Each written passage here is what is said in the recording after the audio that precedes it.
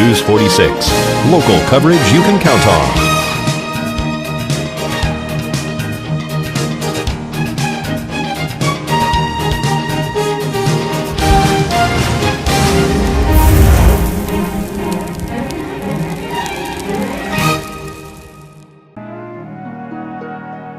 Fairy tales can come true. It can happen to you if you're young at heart. The next hour brings entertainment and information for those of you who are young at heart. Here are your hosts, Lynn Peterson and Al Jones. If you're young at heart. Hey, welcome back to another edition of Young at Heart. I'm Lynn. Well, you know, I get talking so fast that my tongue trips over itself. As you all know, I've done that so many times. But she does know who she is. I am Lynn Peterson. And I'm Carol Fusillo. You can call me Ling, though, if you want to. I don't care. It's okay. It's kind of like we were talking about that earlier, about words and tripping over words. By the way. Yes, darling. Is it spring in the air?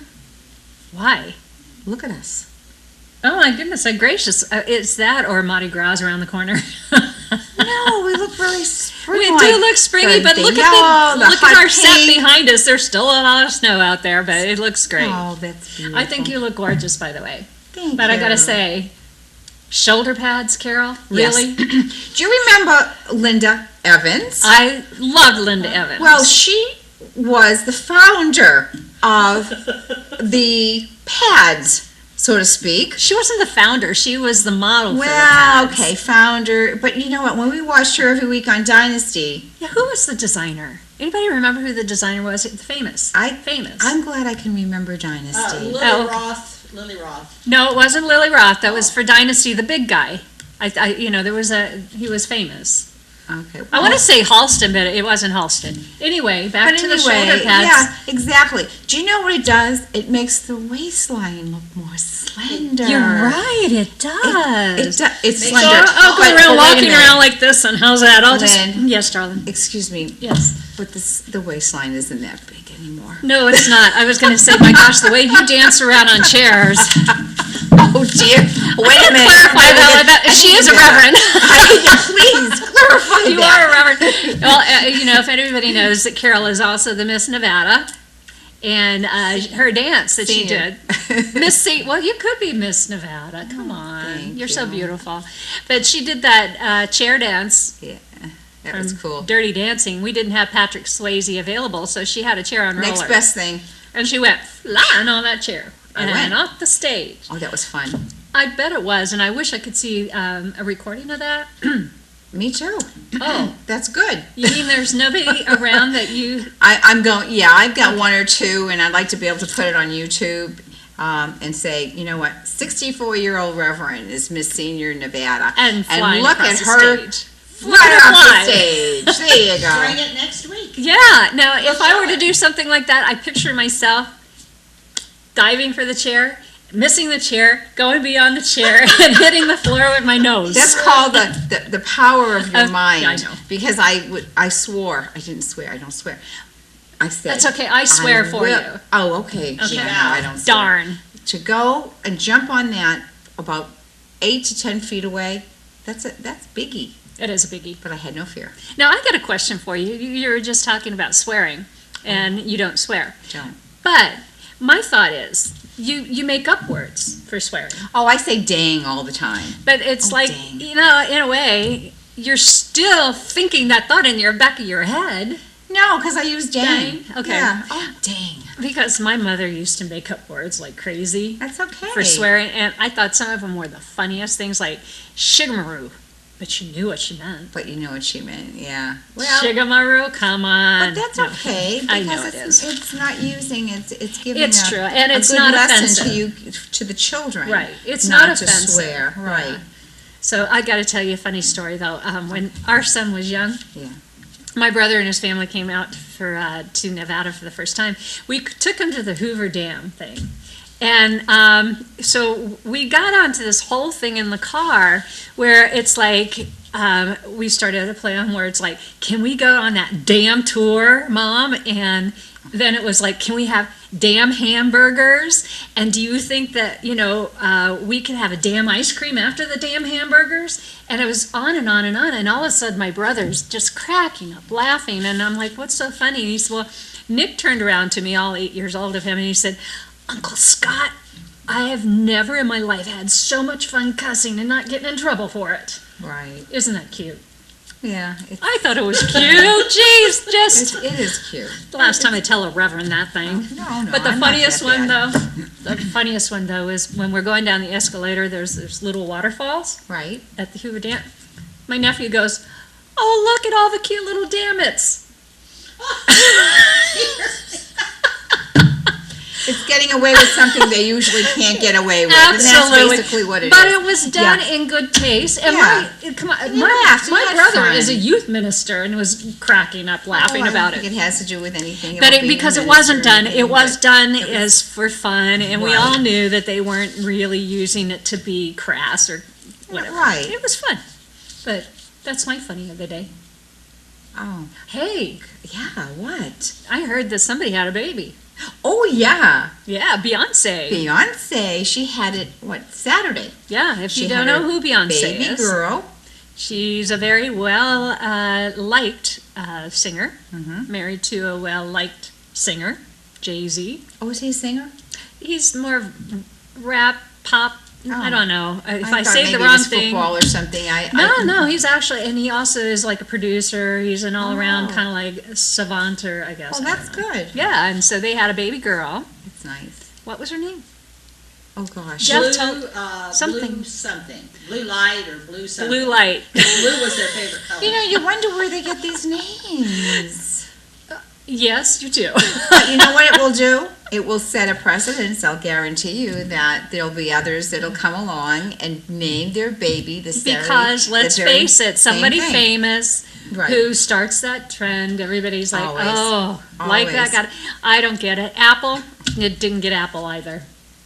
Gwyneth Paltrow, their daughter's name is Apple. Beats turnip. You want to know something? Beats turnip, you Pat know said. what? That's true. You call me Or weird, tomato. But I think that is really pretty. Apple? I do. Okay. I- All right. I I just Apple. thought, but what would you call yourself? What would your nickname be? Apple? Apple pie? Well, why do you have to have a nickname? But I always wanted a nickname. And you cannot make a nickname out of Lynn. It's Well, impossible. You can't make a nickname out of Carol. Oh, Cal? No. Carol? Earl? Earl? You know what my husband calls me? Well, let's not go there. Gerp. Gerp. It's a combination of a maiden last name Guerin and Peterson, and that he's come up with Gerp. Now go figure. It's either that or what's her name? What's her name? Yeah, let me get what's her name for you. Everybody gets a kick out of that one. After being married 30 years, you just 30 years. you don't care. That's very nice to hear, though, that you've been married for 30 years to the same man. 30 long years. No. Now, there's all kinds of trials and tribulations. And I was only you 12 when I got married. know. Is that what it is? Oh, okay. We're all going like this. So he trained me the way he wanted me to be. He trained you. Oh, no. Don't say Are you kidding? He would be the last one to Don't say. call in, please. No, he'd be the last one to say, me trainer? Are you kidding me? Right. She does whatever she wants to do. When I first started out as a minister, I worked in a little white wedding chapel in Las Vegas, Nevada, 13 years ago, never knowing what it was to perform a wedding. Well, I got to know real quick because after a year I performed over 1,200 weddings. The point I'm trying to get across is there would be people that would come in and have renewals. And there were people that were married for 50 years, and it was like, wow. So I asked the gentleman, I'd say, well, tell me, what is your secret for 50 years of marriage? And more often than not, they'd all say, know when to keep your mouth shut. Know when to keep your mouth shut. I love that one. I think it's great. Okay. We have a great lineup of guests today. We've got Diane and Larry Chumley from Mom's Diner. And they've got, oh gosh, they're expanding like crazy and just going wild and crazy themselves. Really nice couple. We have our Cowboy Cook Oh, good. from Florida. from Florida? I don't know if I'd ever met a cowboy in Florida. Maybe Louisiana, Texas, Alabama, but Yeehaw! yeehaw! And then we also have Dr. George Leaks. He's going to be talking about our eyeballs and everything else related to them. I guess. Well, So we'll he will see. be informative. We'll Oh, ask he's always questions. informative. After and all, we're getting older, we need to know what's going on with our eyes. Don't we, though? Of course we do. And then I think that's it, because we're going to just have fun, sit back, relax, go for the ride, and let it take us wherever it takes us. Doesn't that sound Amen. like amen? Amen, brother. Sounds good to me. It sure does. Do we have a funny to head out into the commercial with? I think there was one Pat liked really well. Hard work spotlights the character of people. Some turn up their noses, and some don't turn up at all.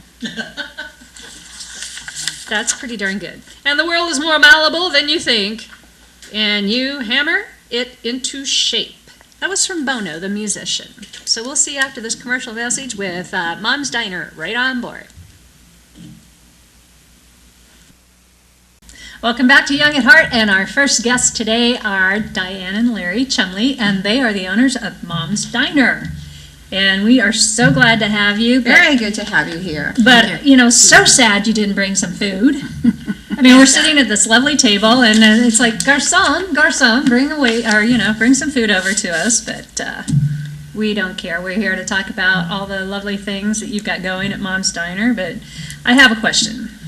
How did you get here, and how did you get into the food business? Well, the food business, actually, that goes back when I was a young kid, maybe 15. I took a job. I'm from Chicago, and I took a job in a little hamburger place, and then I actually started hitchhiking when I think I was 17. Liked to starve to death. Came through the desert, spent 3 days in Beatty Oh, my. on the corner by the Exchange Club. They didn't have the candy store at that time? Didn't have nothing.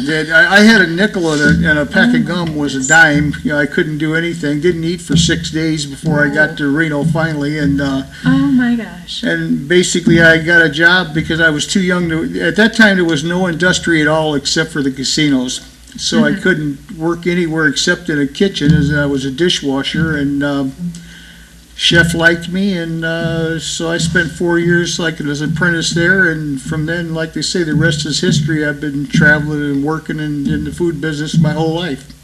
That's wonderful. Don't know nothing else. Don't know nothing else and don't care to know From nothing the else. ground up. I mean, that's the way Yeah. a successful Yep. business happens, actually, is from the ground up when you've worked in it all your life. Right. So I'm still waiting. I've been singing my whole life. No, kidding. Never mind. We'll get back to that. So it's just in your blood. You love to cook, and you just love to play in the kitchen. It sounds like. I don't know how to do anything else, and I wouldn't be happy doing anything else. We're open 7 days a week, and I'm there 7 days. My wife is there 7 days a week also. Which amazes She didn't me. volunteer for that, but she's, Well, I was going to ask Diane, did you have a love of food also, or how did you get it involved? How did you get involved with Larry? Well, that's another story. For another time? Right, We have 15 minutes right. now. I have family that were involved in restaurants, and it just seemed like it just was in our blood. And then when we were married, I had worked at a little restaurant before with my aunt and uncle and things before we were married, and then it just seemed to evolve into that's what we did, Yeah. I think married it's- him, and we yeah. traveled and till we settled down in Las Vegas. Now, you've been open a few years now, here at Mom's Diner. 2.5. Okay. 2.5 years, and you have done some remodeling. We, in June, we had to take a wall out because we had waiting lines, and I was worried that people wouldn't wait out in 110 degrees weather, so I had to get it bigger. So June 6th, we opened with the expansion, and we had a waiting line. That's amazing. So then a couple of weeks later, I added some more tables, might have been a month later, and then we had a waiting line. And so I finally says, you know what, you're just going to have to wait, 'cause Absolutely. 'cause Well, next you could put misters up. It sounds like you're doing And- well enough. You and- could put and we- misters and and that's- awnings. And that's going through my mind. There you yes. go. Well, I find it amazing because it was an existing business there before that you Absolutely. bought the building. I'm assuming, or the business. The business. Right, Yeah. right. And was it right off the bat? Did you totally changed the whole concept of It the changed everything. the restaurant? It was basically, it was Mom's Family Diner, and their deal was, well, they had a picture of a table with candles on it and stuff, and we came up with the Heart of Pahrump, which one of my cooks is a tattoo artist. Oh, wow. So Okay. I asked Eric, and so I asked him, if he could make the heart like the sailors used to wear. And so he did, and we liked it, and so we put it on business cards, we put it on everything, we put it on magnets, we put it on the car, and the little girl dishwasher that works for me walked out the door and says, "Isn't that cute, the Heart of Pahrump?" I had to throw everything away, redesign the logo. And that's From the mouth of babes. and that's Yvonne, by the way, who's still with me. In fact, I think everybody was there that when I bought the place, they came with the place, and they're still there.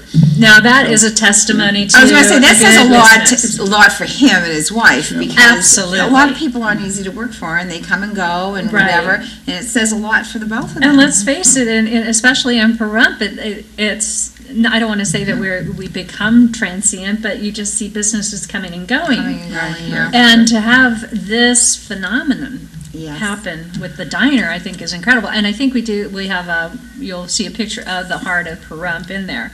And your logo, or not logo, but your little saying, tell us a little bit about that, how that came about. The slogan, the food is so good that you'll think they stole your mama, was one of our customers that came in and they ate the food and they made the statement, and I said, I like that, I want to use it. And the guy says, go ahead, and then he came back like a month later and wanted to know why you're not using it. I said, well, I got a print thing. You got to start all over once again. But People have got to stop bringing you slogans. Well, actually, a lot of the stuff that we do in there is our customers, a lot of the stuff that are hanging on the walls, a lot of it came from my own personal stuff, but customers will see something that they'll say, that's really nice, I got one of those, do you want it? I said, yeah, I'll take it. And so a lot of the stuff on there, the phone booth is mine, but there's an old phone, a crank phone that one of the customers gave me, and then there's another one, a pay phone that's a customer gave me, and they just bring you things. And I wonder if that payphone's the one that was out in Area 51. actually, I know where it was, but I'm not was in going to our tell home. you. No, the red lips. one. Right. Lips, sink, ships. Well, then I'm in a world of trouble here because my lips just go. Don't No, say I'm a kidding. word. I'm kidding. If you're talking secrets, I'm the best to keep a secret. But I mean, we're in the business, gift of gab. We have to talk. It's just what we do for a living. So you're no refrigerator, you can't hold anything. That's cute. I like that one. That is adorable. That is cute. I have to say, for myself, that every time I've ever gone in your establishment, because it is a lovely little establishment, it's very comfortable, it's cozy, you feel comfortable there, but the food is very good. And I am not one to get egg salad sandwich anywhere, but your place is the only place I'll get it because it's fresh. That's the It difference. tastes Is so everything good. is fresh, Yes. and we were teasing Larry earlier about going out and chasing the turkey around the yard, not by the restaurant, but the turkey yard, because everything's so fresh it comes straight there. But that's what you do. You cook fresh. We everything there is. We don't like to buy frozen anything if we can help it. Some things you don't have any choice, but we make the hamburgers fresh daily. We roast all the roast beefs on property for all the sandwiches, hot beefs, cold beefs, French dip, all that stuff. The turkey is roasted on property. The hams are cooked on property. The egg salad is made to order. There's not a big batch of it sitting back in the kitchen. That's the key. The tuna salad is like that also. Tuna salad, we pretty much make that to order too. So Wow. it's just. So it's just, I guess, over the years of learning how to proportion correctly for each day's service, so that you don't have a large overhead of food. Well, it's an art, isn't it? I mean, that's an art. Cooking It is is an an art. Well, just a quick little background. not only have I been in the business my whole life, but I was 9 years executive chef at Harrah's, 8 years the executive chef at the Gold Coast, Oh, my goodness. and 11 years as the food director at the Orleans Hotel, where I had 800 employees that answered to me.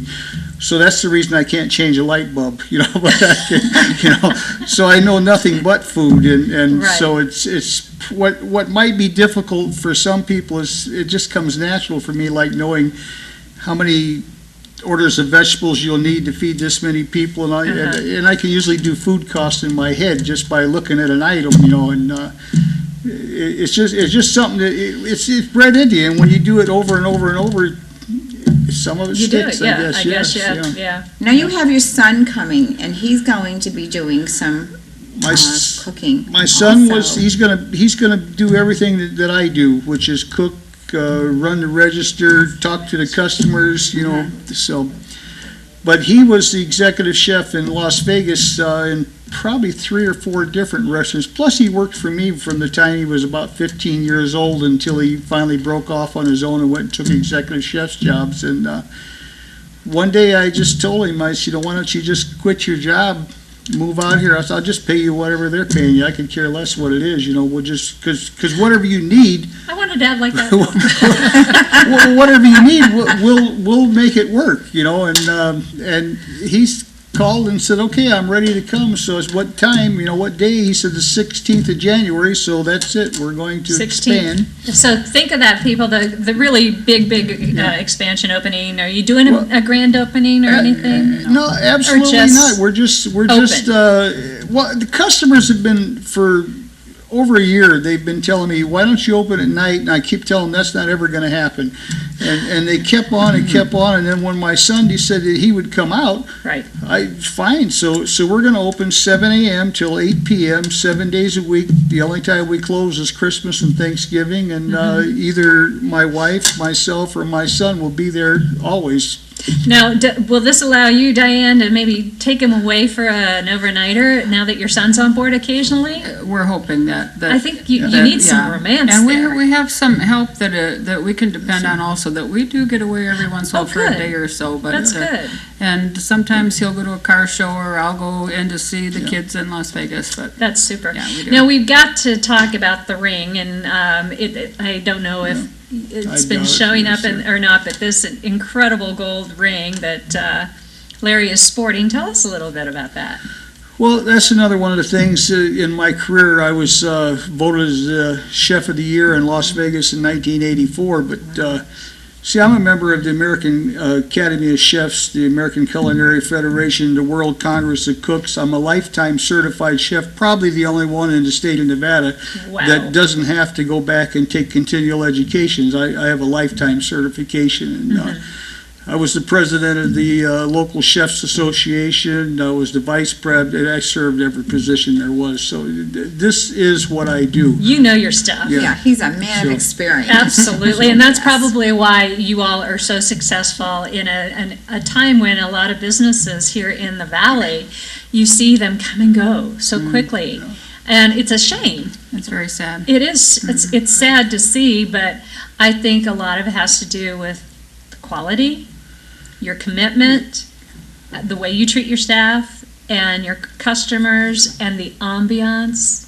I think the location is very And important too, and I think the location. location is in a very good place because you have, you have the courthouse up there, you have a lot of attorneys, and you have Walmarts, and you have a lot of people in the business district that will come over, probably more so than if you were at the south end of town.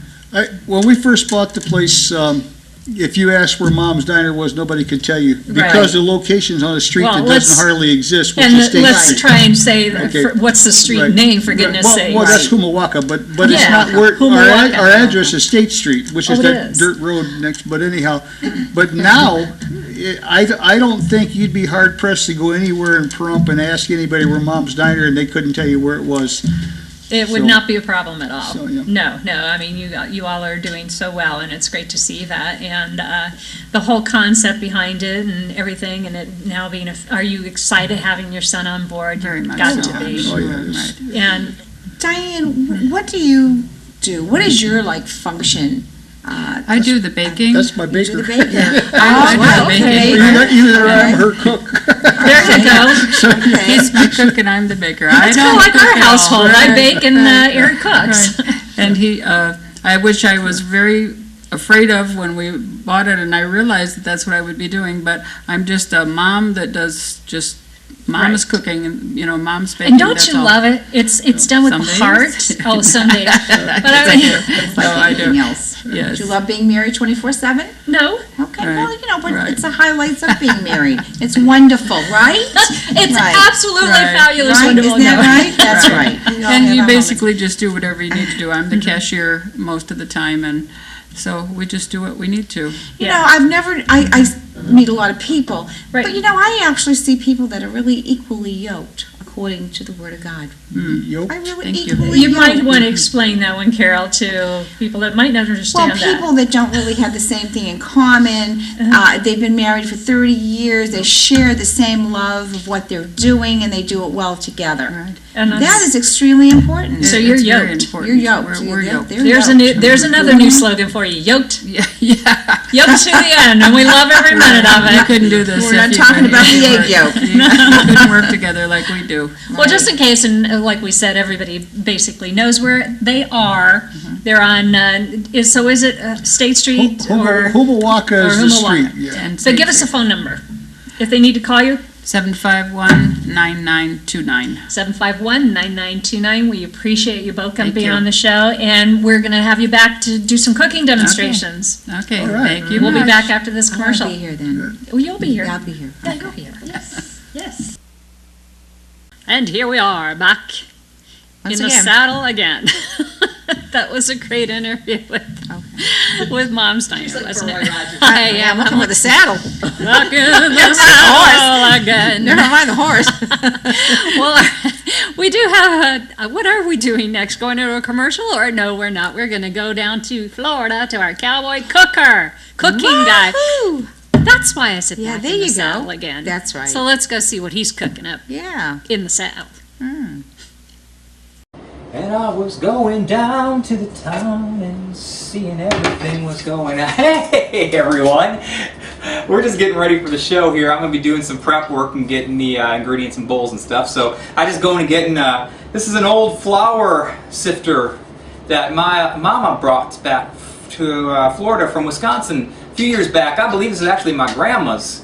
And this is an old thing. I do believe this goes back probably 40, 50 years or more. But it's been in the family for a while. You just sifting flour with it. It really helps break up the lumps and stuff. You don't want to have that when you're cooking. So I'm going to go get some prep work done, and we're going to get this show rolling. So on with the show.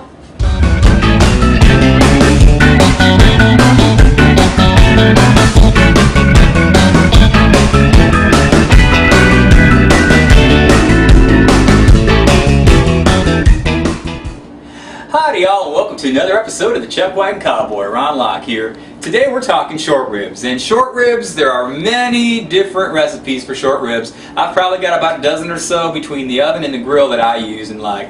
What we're going to do today is I'm going to introduce one of my oven short rib recipes that people and friends and family loved and have me make time and time again when I go to functions and get-togethers. So, what we're going to produce today is our Chuck Wagon's Western style boneless short ribs. Alright, so let's get to the ingredients here and show you what we're going to have today. We have, starting out here, 3 to 5 pounds of boneless beef short ribs. Now we've probably got about 3.5 pounds in here because we're only going to be making enough for 2 or 3 today, so don't need to go crazy, but you want to get about 3 or 5 pounds, okay? Next thing we've got here is we've got ourselves two medium onions. And you want to go ahead and cut those into rings, like onion rings, and we'll show you what we're going to do with those in a bit.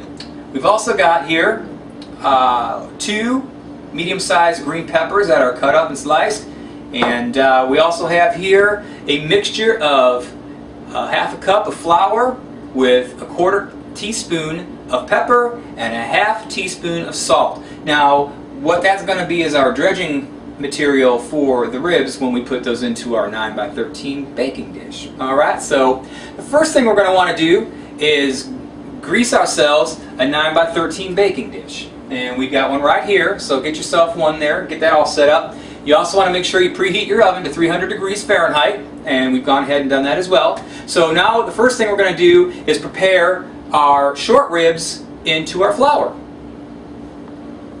Alright, we have our 9x13 lightly greased baking dish here. You can use a baking pan too, either one. And what we're going to do, first of all, you want to make sure, now you can use kitchen latex gloves if you want for this little thing we're going to do here. You can use a tongs if you want to dredge this through. I come from the old school, and my mama never wore gloves. She always washed her hands thoroughly with antibacterial soap, and she just used the old-fashioned way with her hands. So if it was good enough for mama, it's good enough for me. So I think we're going to be alright. So these are freshly washed hands. What we want to do is we want to take each of our little boneless short ribs here, and what you're going to do, and I'll try to get the cameraman so you can see this, is just lightly dredge this in your flour. Just dredging just kind of means dragging it along like that. Okay, shake it off a little bit, and what you're going to want to do is just place it in your baking dish here, and just keep going until you get all of it done. Real simple. This is kind of a KISS idea here, keeping it short and simple, guys and ladies. We'll finish this all up, and then we're going to do some fun stuff with the vegetables here.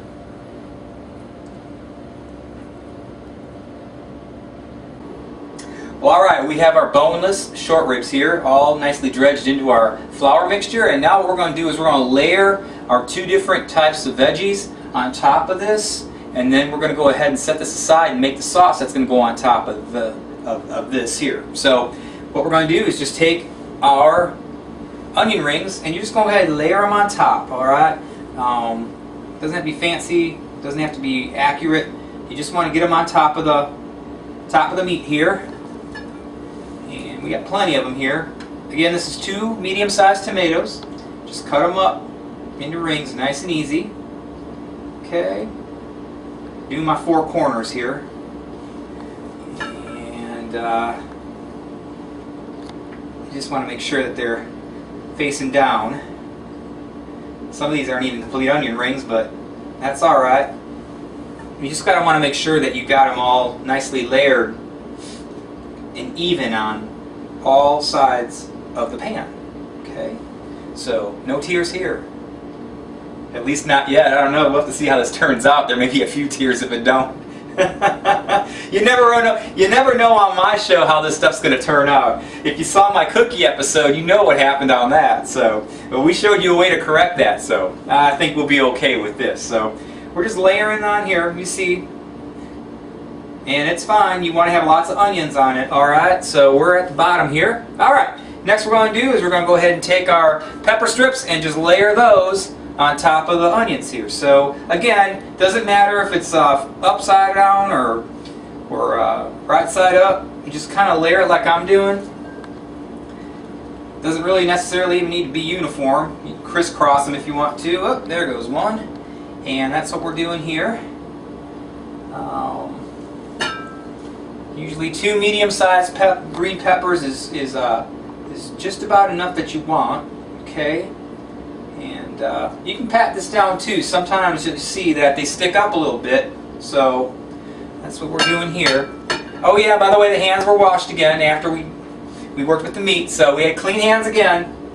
You know, a good cook probably washes their hands at least a dozen times during the course of a meal. At least I do anyway. You know. So, alright, here we go. We have got our peppers on top. Alright, so what we're going to do is we're going to go ahead and set this aside for just a bit. When we come back here, we're going to go ahead and show you the ingredients for the sauce that gets layered on top of all of this. Alright, so we're going to be back. Alright, so we've set this aside, and we're going to go ahead and make our sauce now that's going to go on top of the meat and veggie mixture. Alright, so what we have here going is we've got 3/4 cup of ketchup. We've got 1/2 cup of picante sauce. We've got 1/3 cup of sugar, and what we've done here is we've mixed 2 tablespoons of red wine vinegar along with 2 tablespoons of Worcestershire sauce. Alright, I'm just going to go ahead real quick and mix this up. It's a nice little sauce that tastes great that goes on top of this, so we're just going to mix everything into the ketchup bowl here.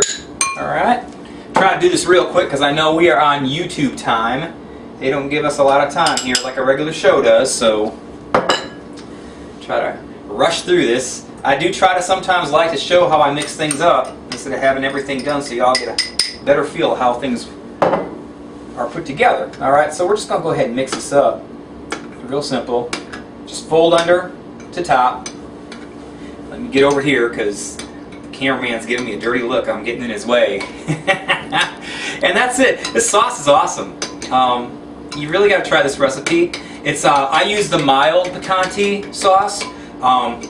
If you like the fire type sauce, you can get the stronger stuff. That's what you want to do. So I've used chili sauce instead of ketchup too sometimes, so that works well too. Alright, we're just about mixed up here in this bowl. Alright, so what we're going to do is just go ahead and pour this on over. I'll spoon it on. You can probably pour it on too, but I do my four corners first, just kind of get things layered here. And then what we're going to do, I know I'm probably in the way again, but alright, so just do that. What I'm going to do is just layer the rest of this on. Just try to get it as much as you can, like so. What's going to happen, don't be concerned about getting it in every piece of vegetable here, because this sauce is going to, when it gets warm, it's going to layer out, alright? If you know anything about barbecue sauces or sauces in general, anything like this, when it gets hot, it will expand. It will, I call it melting, but it will expand and cover the whole area. So we're going to be good on that. Alright, so that's it for that. We are ready to go ahead and put this into our 300-degree oven right now. And let's go ahead and do that.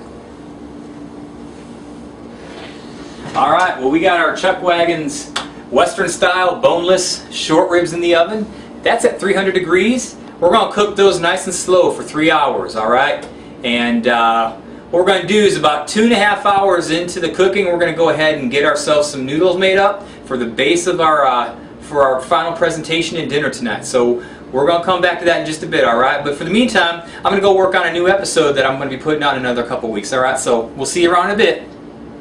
Alright, well, you can see that we are at probably about the 2.5 hour point. Yeah, just a little over 2.5 hours with our ribs in the oven right now. So what we're trying to do is get the noodles ready. We're going to have noodles tonight with this.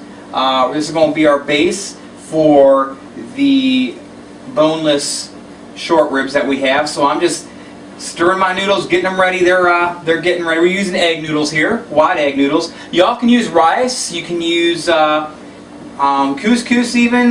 You know, you could even not even have any pasta or rice with it. You can just actually have the short ribs in like a hoagie or sub too. So it's all smelling really good in the house here, and we're just we're getting ready to do our presentation here in just a bit. So stick around.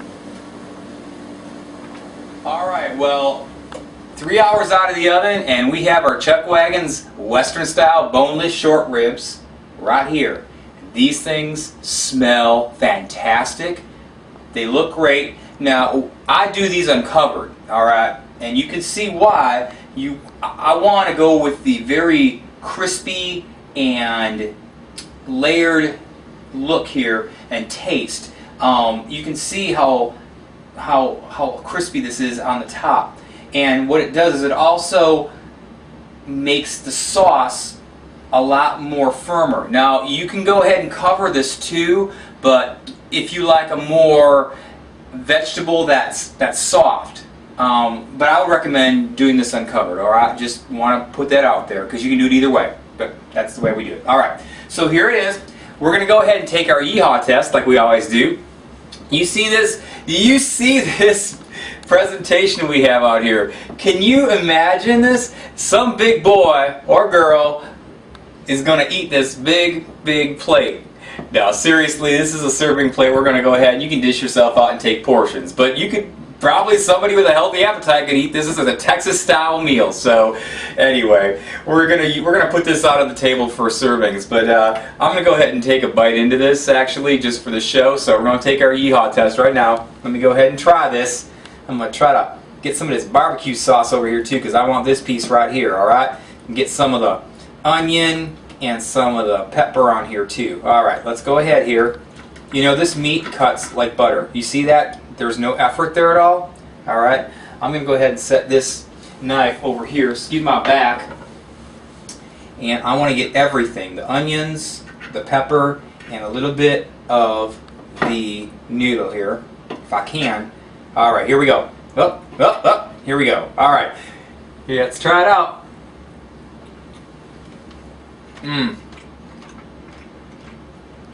You know what? Every time I make this, it's amazing. This meat is like butter. That's the good thing about it. That's why we do it at 300 degrees and do it for 3 hours, because it's a slow cooking type of a meal. The short ribs turn out fantastic. They melt in your mouth literally. The egg noodles is a great complement. Again, you can use rice, you can use couscous. Again, you could just take this and put it on a hoagie or sub and have a fantastic, fantastic sandwich with it too. However you want to do it. But like I said, I prefer egg noodles. I've done rice too. Rice is fine. But this is fantastic. The peppers, the onions add such a savory flavor to this whole thing. The barbecue sauce, this sauce with the picante and everything has a real little bit of a kick to it, but it's still, it just makes this whole meal. So I would totally suggest that you make this. This is great for if you're having a bunch of people over, and it works real well. So, all right, well, that's about all the time we have on the show for today. And don't forget, you have any questions, you have any type of comments or anything you want to make, let me give you my email address. That is chuckwagoncowboy@gmail.com. You can also look me up on Facebook too. I got a page there with a whole bunch of food recipes and conversations going on and such, tips. That's Ron Lock, that's RONLOCK with an E on Facebook. Come find me, alright, and join my page. Alright, well, from the Chuck Wagon Cowboy Show, this is Ron Lock speaking, saying good eating and happy trails.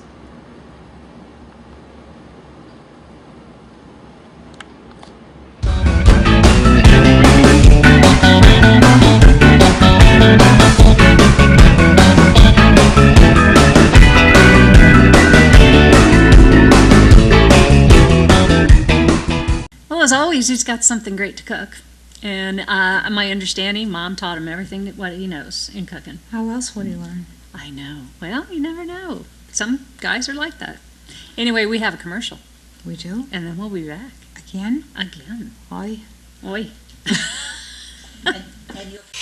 And here we are once again, and we've got this great interview coming up. Al Jones recently with Dr. Otto, and he does all the hearing testing and stuff like that. What? That thing too. Oh, okay. And I think, watching this video, his interview with Dr. Otto, you might learn a lot about senior hearing. Really? Yeah. So let's go to that. Okay. I'm here with Dr. Otto. He is with the Pahrump Hearing Center.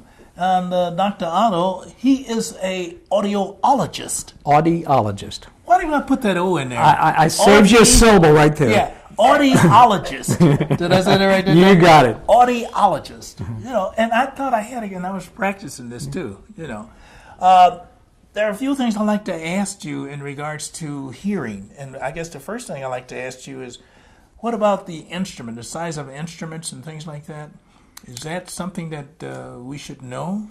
Well, it may not be the most important factor, but everybody kind of worries about how big they are and that sort of thing. So I'm wearing one right now, and most people probably would not be aware that I am. That's how small they can be. Sometimes people have a more severe loss, and we wouldn't go quite that small because of just some acoustical issues.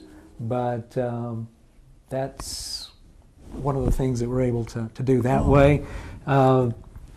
Traditionally, people have thought of in the ear types of hearing aids like so, and we still fit some of those.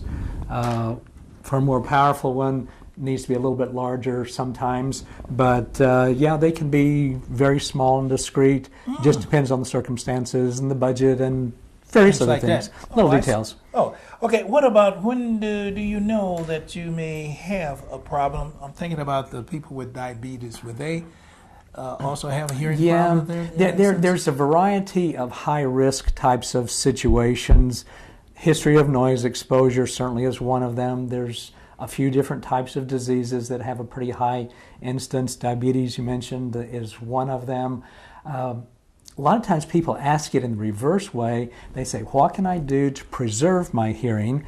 And of course, staying away from noise is one of the big ones. But generally, anything that's good for your cardiovascular system is also good for the ear, because the ear's function depends on little tiny capillaries supplying nutrients. And so that's the answer to a question you didn't ask. Because I wonder about that, because when I was in the service, you had this big ship shooting 15-inch shells all overhead.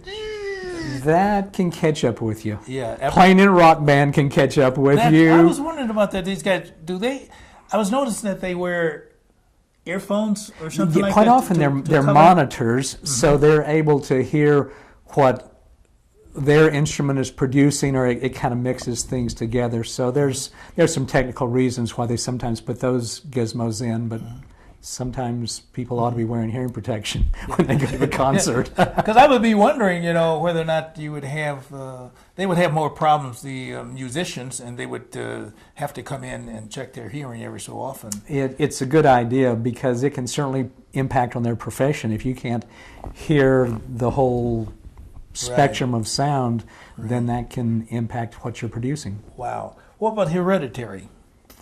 It's probably the number one factor in why hearing loss occurs, and so probably close behind it is noise exposure.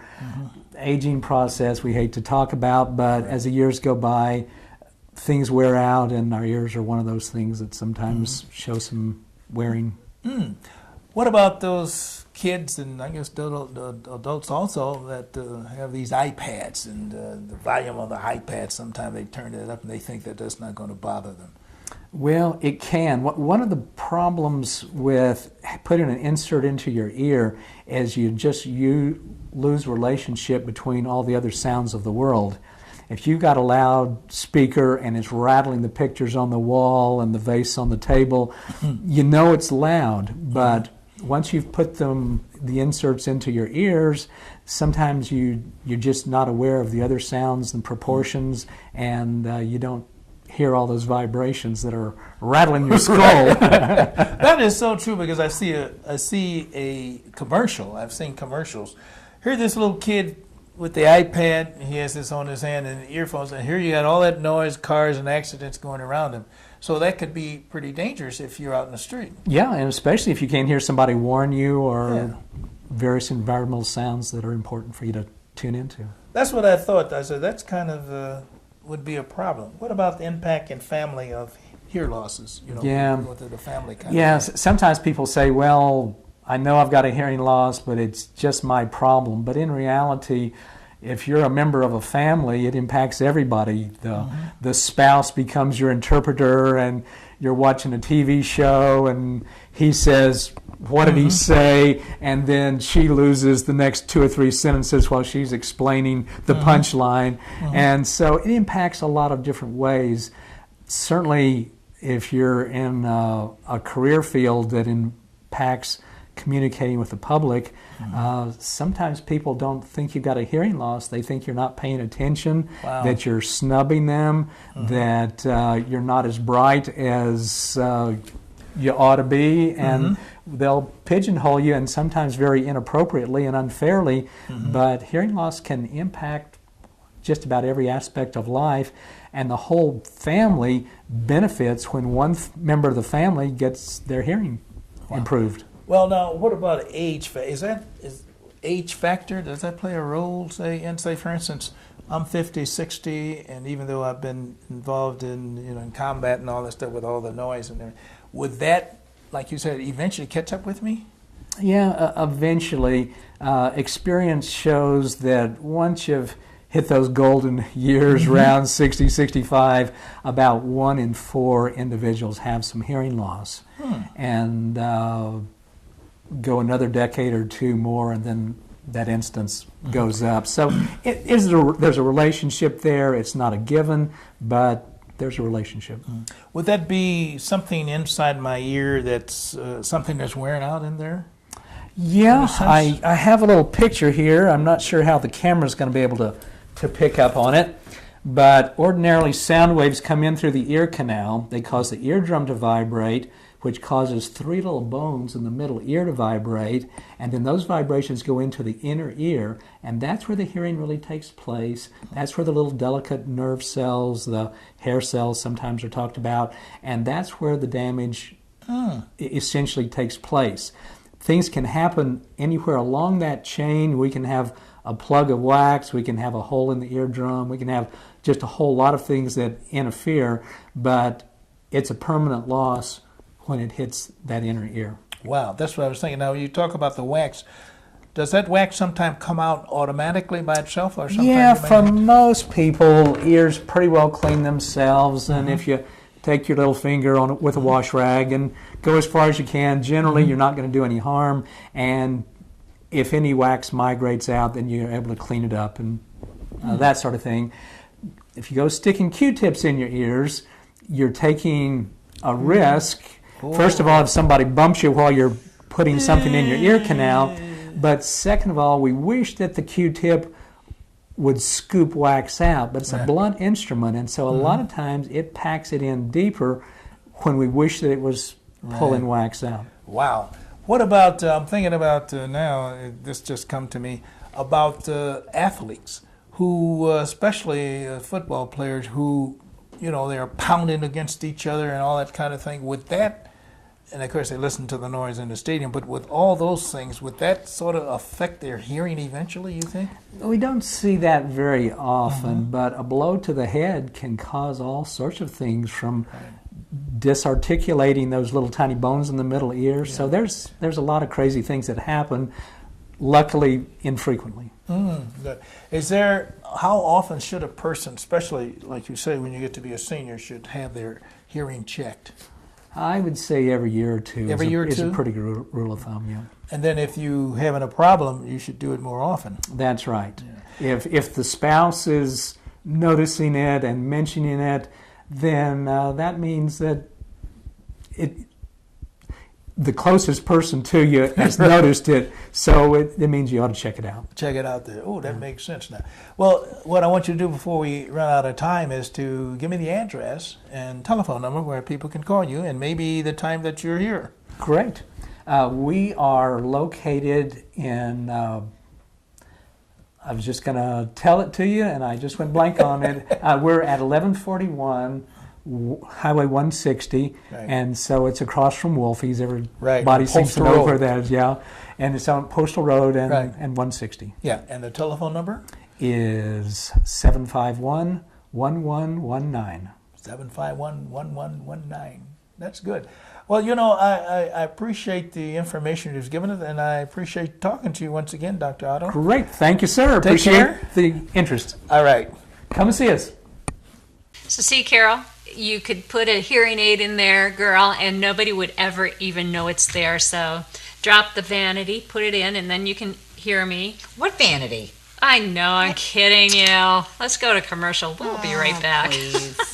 Well, that was a pretty darn good show, I think, don't you think? I think it was very good. Yes. I think we did very well today. We had a great lineup, and I was getting hungry just talking about Mom's Diner. Of course, we didn't talk a lot about the food, but we had seen their menu earlier. Well, haven't you eaten there? You've eaten there. I've eaten there. I've had breakfast there, and I got to tell you, I'm not a big breakfast eater because I always say I could do any of that at home.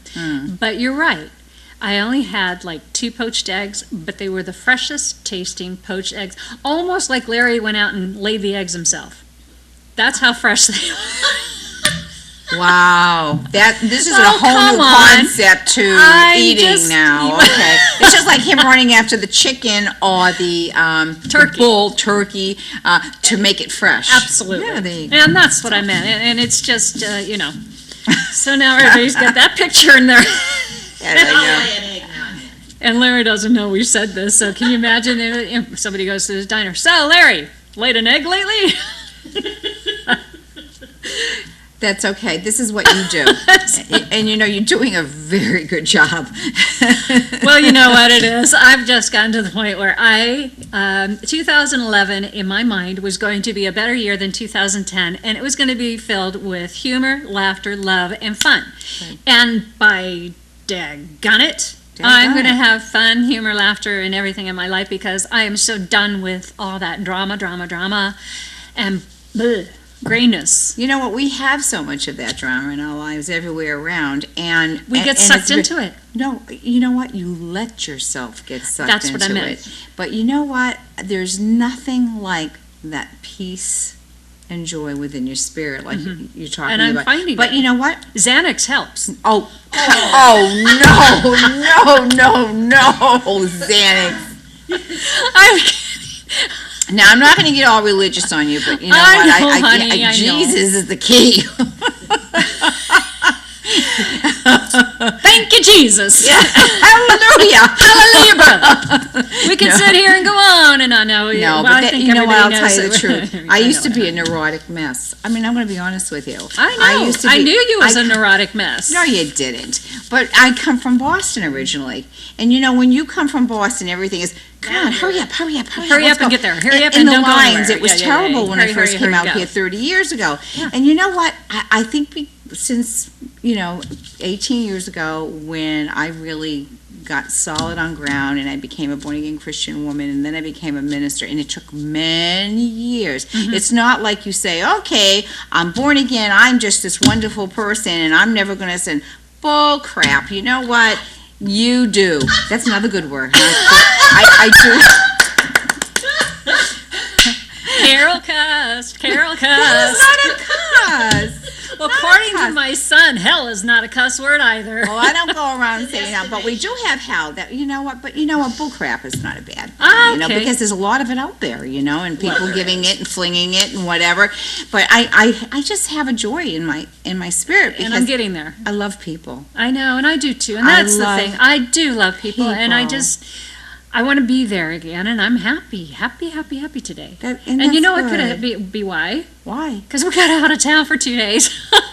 Eric and I took off for 2 days and didn't even do the phone thing or anything or watch TV. See, that's important. or If you anything. stay away from the phone for a day, don't answer your phone at all. It's great. Just be into one another and give it to one another. Absolutely. You will Now, have a renewal. I'm lost because we A have to give our renewal. lineup for next week, and we got too many darn papers here Very because of our important. producer, Yes, Pat. please, let's do let's do that. Okay, so next week, we're pretty sure next week we are going to have these people on, so We never know what tomorrow brings. never know. So we're going to be talking about your income tax, which is very important because it is coming up. And, you know, that tax season and all that. So we'll have some important information on there. Shane Corson will be back from Let's Talk Graphics. And I've got an important question you've got to remind me to ask him that I think is going to be important. When you've got an old computer you want to sell or give away to the school, Ho, ho, ho, ho. there's a lot of information on a computer. How do you get rid of that How information do- before you that's sell it? Very, very important. We hopefully will have Judge Wonka? Kim Wanker on, and she'll let us know the correct, pronunciation of her name because she said it keeps her humor. Good. Yes, So I we read can- that about her, yes. And then hopefully we'll have Flo Provenza back on. She got stuck in Utah today, so she couldn't be on the show. So that's what we're going for. And we are so glad that you are with us. And You know what? I feel honored to be here. say goodbye then. It's a privilege. Oh, okay. Should be back Gotta next go. week. I'll So be back anyway, next she'll be week. back next week. We love you. Bye. Bye. Next week for another entertaining and informative hour of Young at Heart. Have a good day.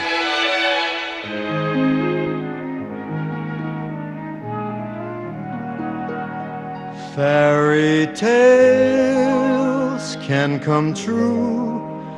It can happen to you if